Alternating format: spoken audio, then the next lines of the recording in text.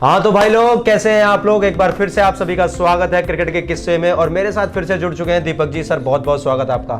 जी बहुत शुक्रिया शरीज, और सभी दर्शकों का एक बार फिर से स्वागत है हमारे चैनल पर। जी बिल्कुल। अगर मैं बात करूं sir, cricket world cup sir बहुत बड़ा क्रिकेट का महाकुंभ। जी जी। और जिस हिसाब से ये हफ्ता गुजरा है सर, उतार चढ़ाव, कई टीमों की वापसी, कई जो बड़ी टीमें उनको धराशायी होते हुए देखा है। और अब जो निगाहें हैं हमारी वो है इंडिया बनाम इंग्लैंड। जी बदला लेने की सर पूरी तैयारी है।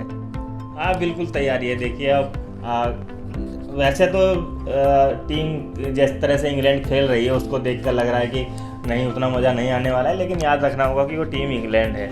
आप उसको कहीं भी हल्के में नहीं आ सकते हैं। तो मुझे लग रहा है कि मैच होगा तो वो बेहतर मैच होगा, एक तरफा मैच नहीं होने वाला है ये वाला भी। जी, भारत ने अगर न्यूजीलैंड का 2019 का सेमीफाइनल याद रखा जो 3-4 साल पुराना था, तो अभी पिछले साल का सेमीफाइनल भी ये भूले नहीं होंगे सर। 2022 सेमीफाइनल जिस हिसाब से भारत को बाहर भगा दिया गया था इंग्लैंड के द्वारा। जी देखिए, अब यही होगा कि इंडिया इस बार इंग्लैंड को पीटे और इसको अब कहे कि आप जाइए लंदन की टिकट करवाइए। जी बिल्कुल, बहुत खाली सर बिरयानी। अब बारी है हवाई यात्रा की, वापस जाइए, वर्ल्ड कप कैंपेन खत्म करते हैं अब। तो उधर इंडिया को नॉकआउट किया गया था या इंडिया पूरी तैयारी में आया कि इंग्लैंड को नॉकआउट करके बाहर फेंक दे। तो अब अगर बात करें सर पाकिस्तान के समीकरण की, तो क्या लगता है आपको? देखिए अब ये अंधेरे में तीर चलाने जैसा हो गया है। आप ये कहें कि हम तीनों मैच लगातार जीते हैं और वो भी अच्छी टीमों से जीते हैं। अभी न्यूजीलैंड से मैच खेलना है, बांग्लादेश अभी आने वाली है सामने। तो वो भी ऐसा नहीं है कि पाकिस्तान आएगा और बांग्लादेश को हरा देगा। बांग्लादेश और पाकिस्तान की राइवलरी हम जानते हैं, ये भी ठीक ठाक चलती है। जी बिल्कुल। और इसके बाद फिर हम ये उम्मीद करें कि जो ऑस्ट्रेलिया है या तो वो अपने सारे मैच हार जाए या फिर न्यूजीलैंड है वो अपने सारे मैच हार जाए। लेकिन सवाल ये उठता है कि इतनी बड़ी टीमों को हराएगा कौन? जिसको हराना था पाकिस्तान, वो तो खुद अपने 4 मैच हार चुकी है। जी बिल्कुल सही बात है। अगर आप देखें कि जिस हिसाब से उतार चढ़ाव रहा है पाकिस्तान की टीम में, नसीम शाह मतलब हमेशा एक चर्चा का विषय बने रहे इस पूरे वर्ल्ड कप में सर। नसीम शाह के जाने के बाद ऐसे लगा है कि मतलब हैरिस रऊफ, शाहीन शाह अफरीदी, हसन अली, मतलब कोई गेंदबाज दिखता ही नहीं है। नसीम शाह के जाने के बाद ऐसा लगता है कि पाकिस्तान की टीम खत्म हो गई, बॉलिंग एंड है ही नहीं। देखिए एक सेटल जो नज़र आ रहा था नसीम शाह टीम में थे, वो शुरुआत में गेंदबाजी करते थे। उनकी जो गेंद थी वो हम एशिया कप में भी देख रहे थे, वो लगातार बेहतर थी। बाकी जो शाहीन अफरीदी देख लीजिए, नई गेंद से उनको माना जाता है कि बहुत अच्छे गेंदबाज हैं, लेकिन उस तरह की गेंदबाजी उन्होंने नहीं की जिस तरह की नसीम शाह की गेंदबाजी कर रहे थे उस वक्त। तो कहीं ना कहीं ये बड़ा झटका तो था ही कि नसीम शाह जो हैं उनकी गेंद जिस तरह से लहरा रही थी हवा में, टप्पा पड़ने के बाद जो उछाल मिल रहा था उनकी गेंद को, एक्स्ट्रा बाउंस मिल रहा था और एक्स्ट्रा स्विंग मिल रहा था उनकी गेंदों को। तो ये कमी तो खैर खली है। आप शुरू के 10 ओवर का रिकॉर्ड उठा के देख लीजिए, पाकिस्तान का विकेट लेने में लगातार नाकाम रहे इस टूर्नामेंट में। जी बिल्कुल। चलिए अब जो बीता सो बीता, अब पछताए होत क्या जब चिड़िया चुग गई खेत। तो सर मैं यही कहना चाहूँगा, निगाहें जो रहेंगी वो रहेगी भारतीय टीम पर, क्योंकि भारतीय टीम रहना चाहती है अव्वल और अभी आ गई है वो दूसरे नंबर पर। तो ये भले ही चंद घंटों के लिए है, जो फैंस का और बाकी लोगों का मानना है कि साउथ अफ्रीका सिर्फ चंद घंटों के लिए ऊपर आई है नंबर 1 पायदान पे। भारत फिर से रविवार को खेलेगा और नंबर 1 हो जाएगा। देखिए उम्मीद तो यही है। ये भी देखना होगा कि टीम किस कॉम्बिनेशन के साथ इसमें उतरती है, क्योंकि हार्दिक पांड्या खबर आ रही है कि अभी भी वो पूरी तरह से मैच फिट नहीं है जी। हो सकता है वो अगले मैच में खेलें इसके बाद। सवाल ये है कि माफ़ कीजिएगा, लखनऊ का विकेट है और हम सब जानते हैं कि अभी जो पहले IPL में विकेट यूज़ हो रहा था लखनऊ का, वो पुराना विकेट नहीं है, रीले किया गया है उसको। जी। मुंबई से मिट्टी लाकर उस विकेट को बनाया गया है। तो अभी तक जितने मैच देखे हैं उस पर जिस हिसाब से IPL में टर्न होता था उस तरह का टर्न देखने को नहीं मिला है। तेज़ गेंदबाजों को थोड़ी मदद मिली है, बल्लेबाजी विकेट नज़र लग रही है। तो अब ये देखना होगा कि टीम इंडिया क्या मोहम्मद शामी के साथ जाएगी या फिर कहेगी कि नहीं हमें टीम में एक स्पिनर और चाहिए या अश्विन की तरफ जाते हैं। ये चर्चा काफ़ी दिनों से बनी हुई है कि टीम इंडिया का इस बार इंग्लैंड के खिलाफ, क्योंकि इंग्लैंड की टीम देखना स्पिनर अच्छा नहीं खेल रही है, तो क्या एक स्पिनर ऐड करेंगी टीम इंडिया अपनी? जी बिल्कुल, ये देखने वाली बात होगी। अगर स्पिनर्स की हम बात करें तो रवि जडेजा ने भी सर निराश नहीं किया। रविंद्र जडेजा ने बराबर विकेट निकाल के दिया और वहां से दूसरे एंड से आप प्रेशर बना के देते कुलदीप यादव, तो वो जो टुकड़ी है उसको तिकड़ी बनाना चाहेंगे रवि अश्विन को उसमें और ऐड करके। देखिए देखना होगा पिच कैसी है, आप किस विकेट पे खेलते हैं। 7-8 विकेट भी होती हैं हर ग्राउंड पे, हम जानते हैं। तो किस विकेट पे मैच हो रहा है ये देखना बहुत ज़रूरी होगा। टीम इस लिहाज से फैसला लेगी अपना कि नहीं मोहम्मद शामी के साथ कंटिन्यू करना है या फिर अश्विन के साथ जाना है। हालांकि अगर मोहम्मद शामी भी खेलते हैं फिर भी मुझे लगता है वो किसी भी विकेट पे अच्छे गेंदबाज साबित हो सकते हैं बाकी जो गेंदबाज हैं उनके मुकाबले, तो उनको ज़्यादा फर्क नहीं पड़ेगा कि हाँ मोहम्मद शामी टीम में रहें और किस भी विकेट पे खेलें वो विकेट निकाल के देते रहेंगे आपको। जी बिल्कुल। अब अगर भारतीय बल्लेबाजी की बात करें सर, एक बार फिर से भारतीय बल्लेबाजी और इंग्लिश बल्लेबाजी, मतलब मेरे को लगता नहीं कि सर इस वर्ल्ड कप में कोई आसपास भी है भारत के बल्लेबाजों के सामने।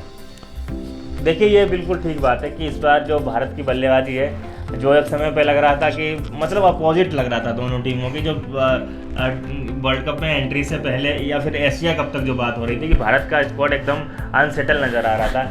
अब पता नहीं था कौन 4 नंबर खेलेगा कौन 5 खेलेगा, और ये भी बात हो रही थी कि नई टीम में राहुल क्यों आ रहे हैं, क्यों उनका 1.5 साल बाद इंतज़ार किया जा रहा है इतना, और जो नए खिलाड़ी अच्छा खेल रहे हैं उनको क्यों उनकी वजह से बाहर किया जाएगा, या श्रेयस अय्यर क्यों टीम में लिए जा रहे हैं। तो अब 4 या 5 हैं जो खेले हैं उन्होंने बताया है कि नहीं उनकी टीम में उनका इंतजार क्यों हो रहा था। जी बिल्कुल। उनका जो अनुभव है, जो एक्सपीरियंस है भारतीय विकेट पे खेलने का, रन बनाने का, प्लस उनका जो स्किल है, बड़े मैच स्किल है, वो बाकी बल्लेबाजों से ज़्यादा बेहतर नज़र आता है। जो भी उनकी कंपटीशन में थे उस वक्त, संजू सैमसन की बात हो रही थी, तो के राहुल ने जगह बनाई, श्रेयस अय्यर ने जगह बनाई, और मिडल ऑर्डर अब इतना मजबूत नज़र आ रहा है कि अब इसको अब भेजना बड़ा मुश्किल है किसी भी टीम के लिए। जी बिल्कुल बिल्कुल सर।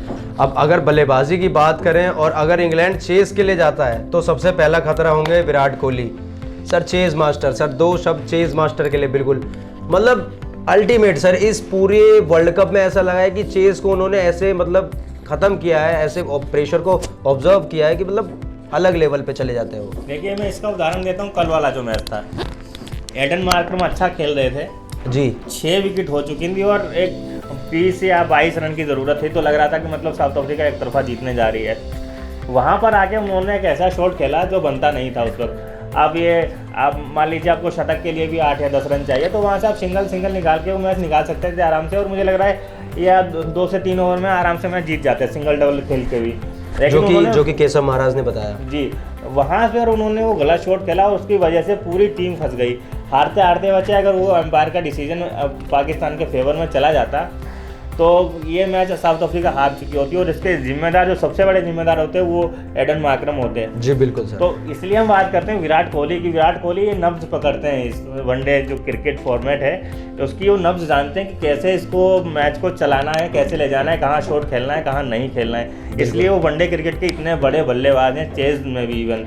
तो इस वजह से देखा जाता है कि कोई भी उनके आसपास नज़र नहीं आता है। जिस तरह से वो गेम की सेंस रखते हैं, चलाते हैं, किस मोमेंट में कैसे शॉट खेलने, नहीं खेलने, कहाँ वो डॉट खेलनी है, वो देखिए डॉट बॉल होते हैं तब भी वो प्रेशर नहीं आता है। लेकिन एडन मार्करम पे हमने देखा कि थोड़ी सी डॉट बॉलें खेली उन्होंने, उन पर प्रेशर आ गया। तो ये अंतर है जो बाकी दुनिया के बल्लेबाज हैं, और एक तरफ विराट कोहली को रख दीजिए तो अंतर आपको साफ नजर आ जाता है। कल के मैच का उदाहरण देख के भी आप। जी बिल्कुल। और अगर पहले बल्लेबाजी करता है भारत तो फिर तो कोई मसला ही नहीं है सर। शुभमन गिल हैं आपके पास, और उसके साथ इस वर्ल्ड कप में धमाकेदार एंट्री कर चुके हैं रोहित शर्मा।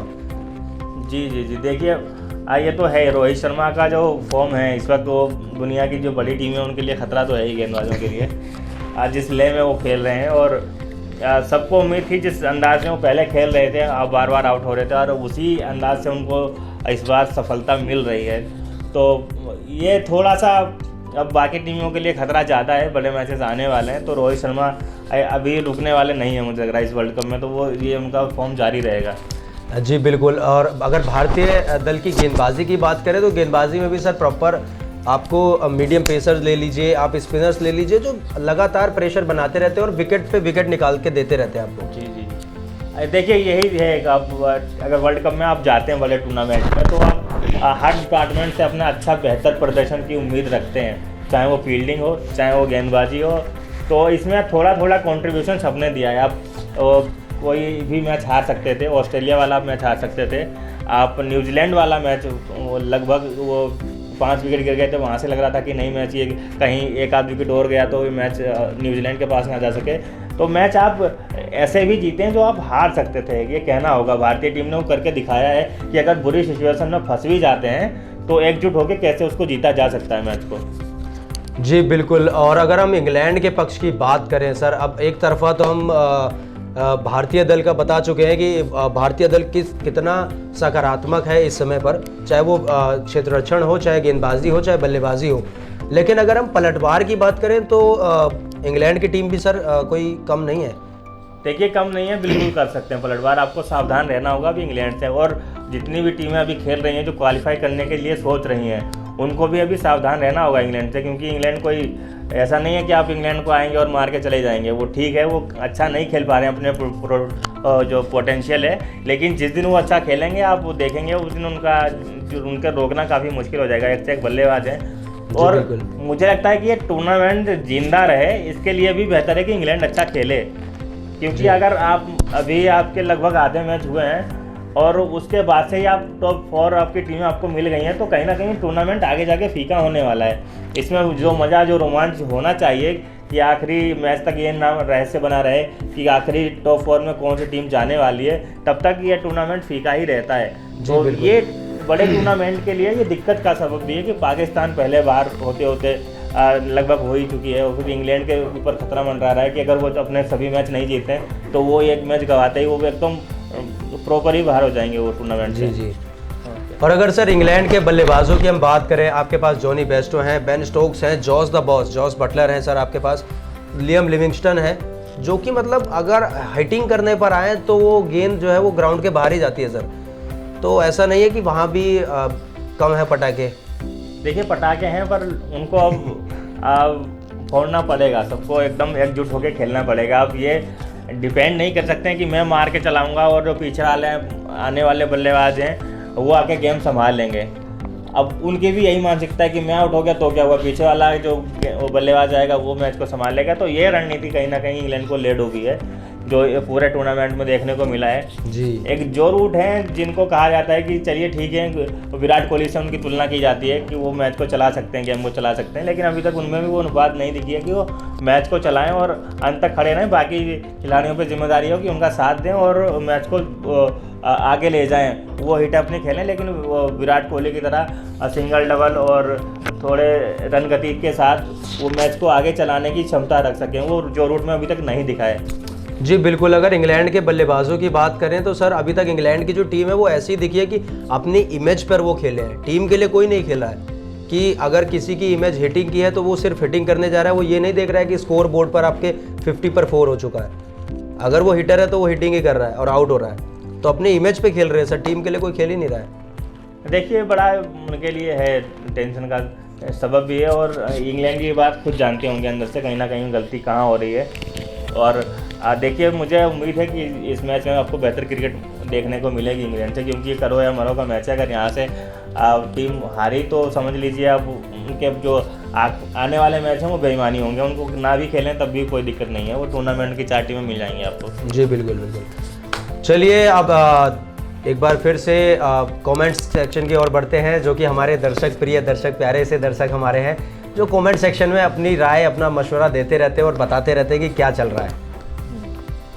जी एक बार फिर से हमारे जो दर्शक हैं योगेश गौतम जी सर लिखते हैं कि जिस हिसाब से अभी जो पिछला मैच हुआ है हमारा पाकिस्तान और साउथ अफ्रीका का, तो अब लगता है उनको कि पाकिस्तान की उम्मीदें खारिज हो चुकी है इस मैच को हारने के बाद।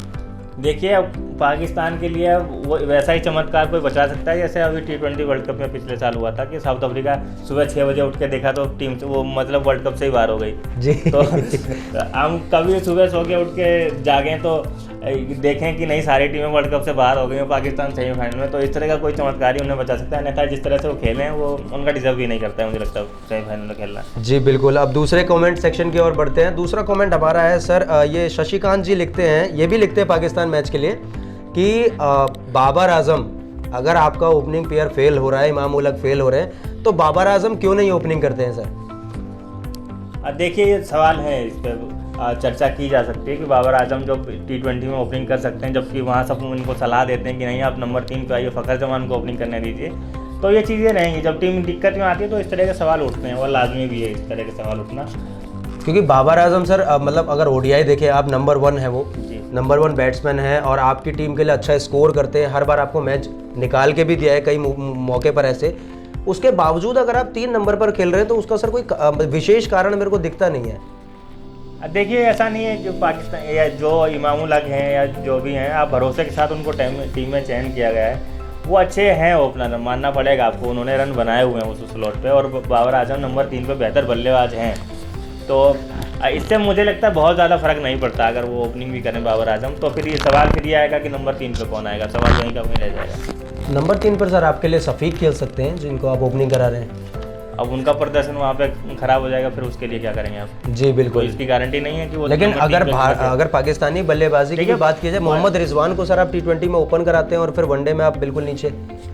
देखिए ये होता है टीम के हिसाब से। अब T20 में खेल अलग होता है और वनडे में खेल अलग होता है। वनडे में आपको 50 ओवर खेलने, तो T20 में अब जानते हैं कि खिलाड़ी को कहीं भी फिट किया जा सकता है। ये हम देखते हैं, फ्लेक्सिबिलिटी जितनी T20 में होती है उतनी कहीं नहीं होती। आप जोस बटलर को भी देखते हैं आप ओपनिंग करते हुए, तो यहाँ नहीं कर रहे हैं ओपनिंग। जी, तो ये सवाल भी आ सकता है कि जोस बटलर ओपनिंग क्यों नहीं कर रहे हैं। सही बात है सर, बिल्कुल सहमत हूँ मैं सर आपसे। अब तो चलिए हमारे आखिरी कमेंट की ओर बढ़ते हैं, और ये लिखा है अमन जी ने। अमन ने बोला है कि क्या इंग्लैंड बाउंस बैक कर सकती है सर, वापसी करेगी क्या यहाँ पर भारतीय टीम के सामने, जो कि इतनी प्रबल दावेदार लग रही है विश्व कप की इस समय? देखिए अब मुश्किल है, अब थोड़ा सा मुश्किल, क्योंकि ये है कि अब भारतीय टीम को भेदना, जो गढ़ बना लिया है भारतीय टीम ने अपने चारों ओर, उसको लांघ पाना अब किसी भी टीम के लिए बड़ा मुश्किल है। अब कहाँ पे आप धावा बोलेंगे, कहाँ पे आप भेदना चाहेंगे बताइए? गेंदबाजी, spin department, middle order, opener, lower middle order, कहाँ पर आप चाहते हैं कि टीम खराब खेल जाए और इंग्लैंड बेहतर वहाँ से उस इंडिया से बेहतर कर जाए? जी बिल्कुल, वो संभव नज़र नहीं आ रहा है। इसलिए मैं बार बार ये कह रहा हूँ कि इस बार जो भारतीय टीम है उसका वर्ल्ड कप ना जीते, इस तरह का कोई कारण नज़र नहीं आता है, सिवाय इसके कि कोई बुरा सपना आ जाए और एकदम से टीम बहुत ख़राब एकदम खेलने लगे, ज़मीन आसमान का खेल में अंतर आ जाए, तभी भारत हार सकती है। अन्यथा ये T20 वनडे वर्ल्ड कप भारतीय टीम का है तीसरी बार। जी बिल्कुल बिल्कुल, सबकी यही दुआएं हैं, यही प्रार्थनाएं हैं सर कि जहां भी रहिए आबाद, और वर्ल्ड कप उठाइए जाकर अहमदाबाद। जी। तो ये सर देखना होगा कि रोहित के धुरंधर किस तरह से प्रदर्शन करते हैं अपने बाकी बचे मैचों में, और जीत की लय को बरकरार रखेंगे, यही सबकी उम्मीदें हैं, यही सबकी आशाएं हैं। तो अब देखना यह है कि सर जॉस द बॉस या रोहित का जोश, जी किसके साथ जाएंगे सर आप? देखिए मैं भारतीय टीम को ही सपोर्ट करूँगा, ज़रूर सी बात है। जी बिल्कुल, मैं अगर टूर्नामेंट अच्छा हो जाए, इसलिए मैं कभी नहीं चाहूँगा कि भारतीय टीम इंग्लैंड से हार जाए। जी नहीं, बदला तो सर प्रॉपर तरीके से लेना है, संपूर्ण रूप से लेना है भारतीय टीम को, जो कि न्यूजीलैंड के खिलाफ उन्होंने बताया है। तो इंग्लैंड को भी वो चखाना चाहेंगे उस करगरी हार का।